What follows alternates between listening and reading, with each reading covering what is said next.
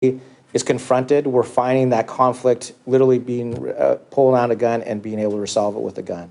Wow. So you're telling me people are getting into some kind of argument and their response is to pull out a gun and shoot the other person, and art therapy doesn't work on them? So odd.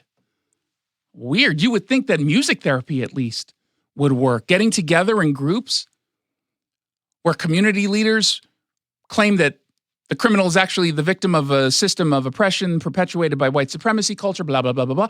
You mean that stuff doesn't work on them? Weird. Criminals know they can get away with almost anything.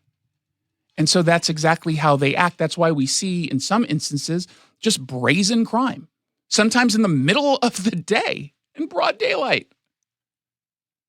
And not a single Democrat seems interested in taking this issue head on. I was on Fox News at Night on Friday. In fact, I'll be on Hannity today talking about crime in the area. But I was on Friday and we were talking about D.C. Washington, D.C., of course, and I write about this extensively in my book, What's Killing America. I got paid to write it and everything. That they passed a whole bunch of just wacky policies that went light on crime, right? They tried to even rewrite their criminal code. They went so far to the left. They were pushing the defunding nonsense. They were nuts.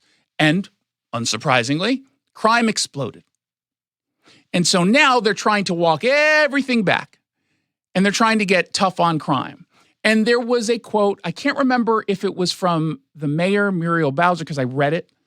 Can't remember if it was from her or if it was from a council member, but someone said that we need to think about innovative policing. We need innovation.